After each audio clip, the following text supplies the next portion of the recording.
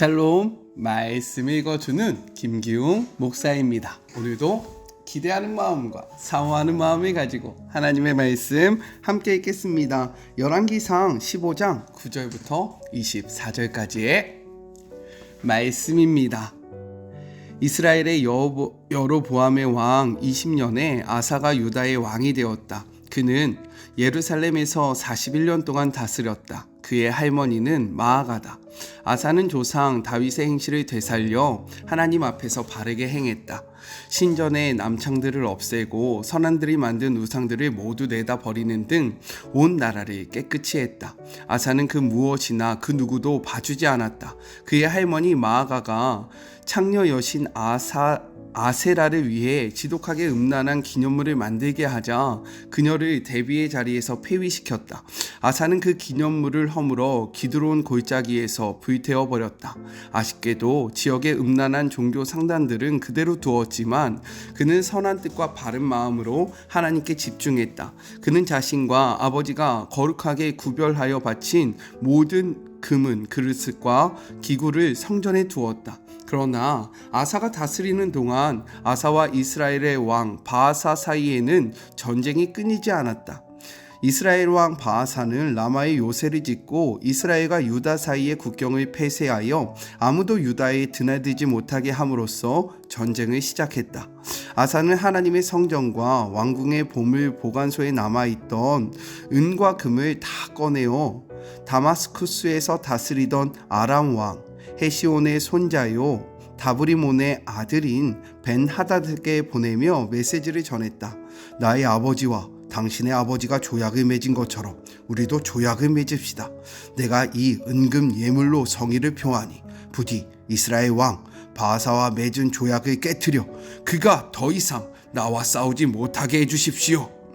벤하닷은 아사 왕과 뜻을 같이하여 이스라엘의 성읍들로 군대를 보냈다. 그는 이온과 단과 아벨 벤마아가와 납달리를 포함한 긴 네렛 지역을 공격했다. 이 보고를 받은 바아사는 라마의 요새를 짓던 일을 멈추고 디르사로 돌아갔다. 그러자 아사 왕은 모든 유다 사람에게 한 명도 예외 없이 명령하여 바아사가 라마 요새를 건축할 때 쓰던 목재와 석재를 실어오게 했고 그것으로 베냐민 땅 게바와 미스바의 요새를 건축했다.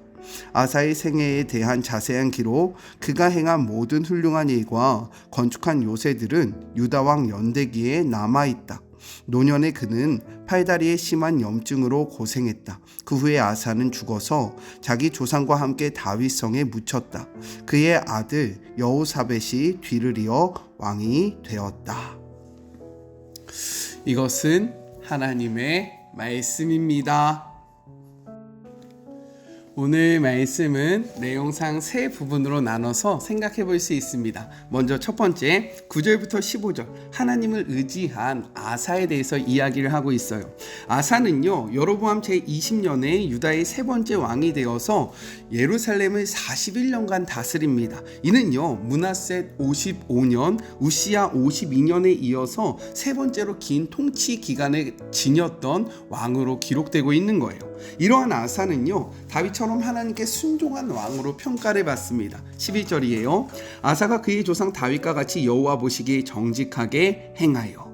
아사가 이러한 평가를 받을 수 있었던 이유는 무엇이냐? 하나님을 의지하며 신앙 개혁을 펼쳤기 때문인 겁니다. 성경은 그 개혁의 내용을 세 가지로 이야기하는데요. 먼저 첫 번째, 남색하는 자를 유다 땅에서 쫓아냈다라고 이야기해요.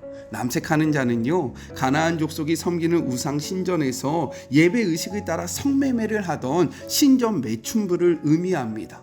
둘째는요 그의 조상들이 만든 우상들을 모두 없앴다라는 거예요. 솔로몬은 이방 아내들을 위해서 온갖 우상들을 섬겼고요 이를 위해서 산당을 만들고 여기서 예배하게 함으로써 이스라엘 백성 전체가 우상 숭배를 하게 만들었습니다. 그의 아들 르호보암 때에도 유다 곳곳에 산당과 우상들이 즐비했고 아비암 역시 여로보암의 길에서 떠나지 못하고요 산당과 우상들을 섬겼다라는 거예요. 하지만 아사는 선왕들과 달리 우상이 예배의 대상이 아니라고 선포하고요 하나님을 찾게 했습니다. 역대하 14장 4절의 말씀이에요. 유다 사람에게 명하여 그 조상들의 하나님 여호와를 찾게 하며 그 율법과 명령을 행하게 했다 라고 이야기해요. 마지막 셋째는 아세라를 숭배한 태우를 폐위시켰습니다. 아사는 할머니 마아가가 혐오스러운 우상 아세라상을 만들었다는 이유로 태우의 지위를 박탈하고 아세라상을 불태워버립니다. 13절, 또 그의 어머니 마아가가 혐오스러운 아세라상을 만들었으므로 태우의 위를 패하고 그 우상을 찍어 기드론 시내가에 불살랐다. 이는요, 아사가 어떠한 마음으로 신앙을 개혁했는지를 보여주는 그의 결단을 보여주고 있는 거예요. 아사의 신앙 개혁은요, 눈가림만 하는 신용만 하는 나의 유익을 위해서 하는 것이 아니었습니다. 왜요? 그는 자신의 할머니를 폐위시킬 만큼 자신의 살을 치면서 자신의 뼈를 깎으면서 하나님을 위하여 이 신앙 개혁을 펼쳤음을 보여주고 있다라는 거예요. 그렇기에 그가 비록 산당을 없애지는 못했지만 성경은 아사가 하나님 앞에서 온전하였다라고 이야기하고 있는 겁니다. 14절이에요. 다만 산당은 없애지 아니하니라. 그러나 아사의 마음이 일평생 여호와 앞에 온전하였다라고 이야기하고 있는 거예요. 이 말씀 앞에 우리의 삶 속에 필요한 신앙 개혁은 무엇인지를 고민하고 아사처럼 우리의 뼈를 칠지라도 우리의 살을 깎을지라도 하나님의 뜻에 맞지 않는다면 단호하고 그리고 과감하게 이를 실천해 나가는 우리 모두가 되기를 주님의 이름으로 축복합니다. 둘째, 16절부터 22절 벤하닷을 의지한 아사에 대해서 이야기를 합니다. 하나님을 의지했던 아사는요, 군사적인 위기를 맞자 아람의 벤하닷을 의지하는 죄를 짓습니다. 분열 왕국 이래에 르호보암과 아비암 그리고 여로보암 사이에 전쟁이 있었듯이 아사와 바아사 사이에도요 충돌이 계속 있었다라는 거예요. 16절입니다. 아사와 이스라엘 왕 바아사 사이에 일생 동안 전쟁이 있었다. 이를 통해서 먼저 생각할 수 있는 것은 무엇이냐? 하나님의 뜻으로부터 벗어나면요 언제나 분열과 다툼이 있다라는 거예요. 그렇기에 하나님을 의지하는 삶이 너무나도 필요한 겁니다. 이러한 상황 속에서 17절 예루살렘 코앞까지 밀어닥친 바하사의 침략으로 아사는 큰 위협을 느끼게 돼요. 그는요 얼마 전 세라와의 전쟁을 통해서 하나님을 의지하여 엄청난 대승을 거두게 됩니다. 그런데 이번에는 하나님을 찾는 대신에 다메섹의 아람 왕 베나삿을 찾는 어리석음을 보인다라는 거예요. 그는요 르호보암처럼 성전과 왕궁의 보물을 다 꺼내서 자신을 도와줄 거라 생각했던 벤하닷에게 이를 다 보냅니다. 18절의 말씀이에요. 아사가 여호와의 성전 곳간과 왕궁 곳간에 남아있는 은금을 모두 가져다가 그 신하의 손에 넘겨 다메섹에 거주하고 있는 아람 왕 헤시온의 손자 다브리몬의 아들 벤하닷에게 보내며 이르되 라고 이야기합니다. 여기에는요 부친과 자신이 하나님께 바쳤던 그 모든 성물이 포함되어 있다라는 거예요. 아사는 벤하닷에게 부친과의 동맹을 상기시키면서 바하사와의 조약을 깨트리고 그를 치라고 요구를 합니다. 이러한 이야기와 예물 앞에 벤하닷은요 아사의 요구대로 바하사와의 동맹을 깨고요 군사를 이스라엘에 보내요. 그래서 바하사는 다시금 그 전쟁을 하기 위해서 남유다 근처에 있던 라마 성벽을 건축하는 것을 중단하고 본국으로 돌아가게 되는 일이 발생하게 됩니다. 이때 아사는요 바하사가 라마 건축 현장에 남긴 돈과 나무를 싹 다 가져다가 예루살렘 북쪽에 있는 게바와 미스바에 요새를 건축해요. 어떻게 보면요 사실 세상의 눈으로 바라보면 아사의 이러한 외교 정책은 매우 성공적이라고 이야기할 수 있습니다.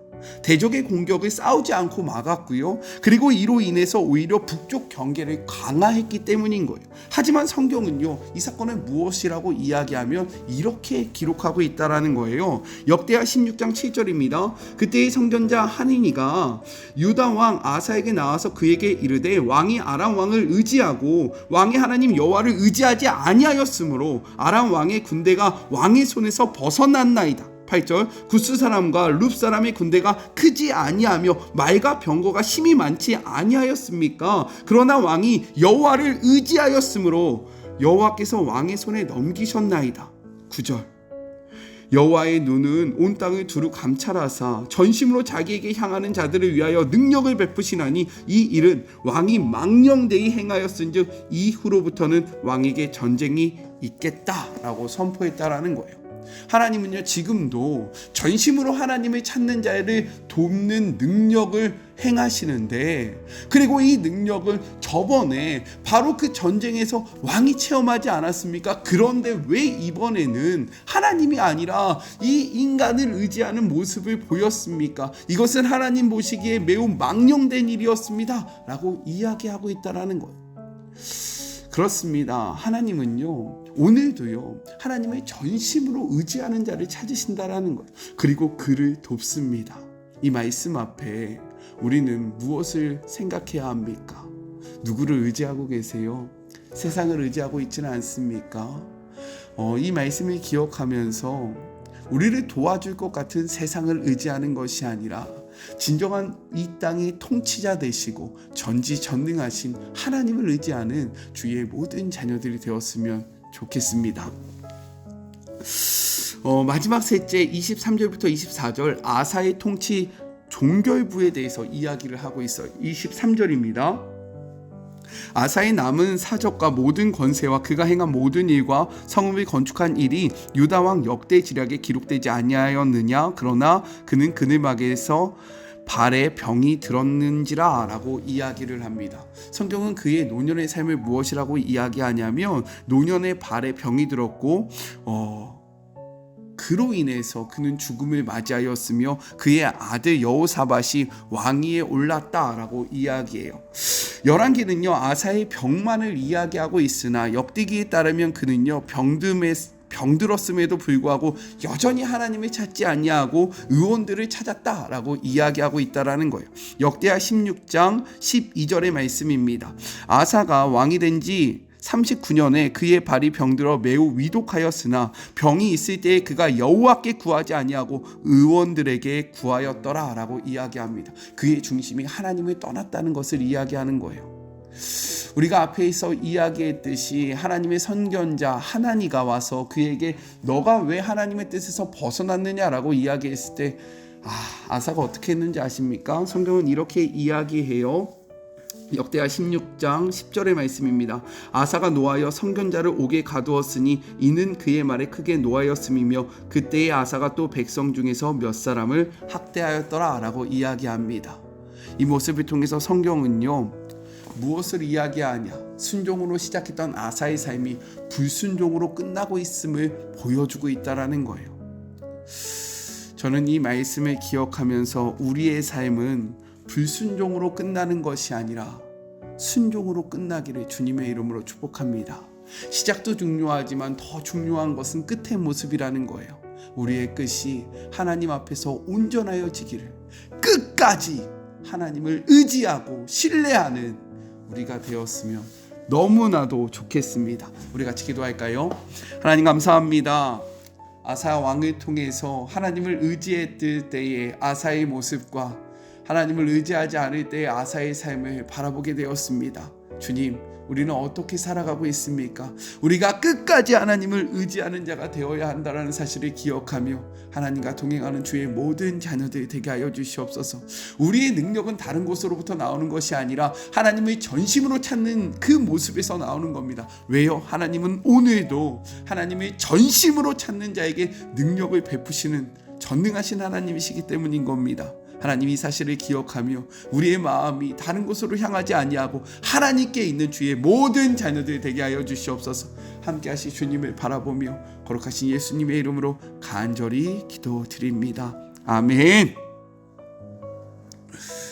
끝까지 하나님 앞에 순종하는 우리 모두가 되었으면 좋겠습니다. 저는요 또 내일 만나도록 할게요. 사랑하고 주님의 이름으로 축복하면서 오늘 하루도 힘 내세요. 우리 내일 만나요. 안녕. 오늘도 수고하셨습니다.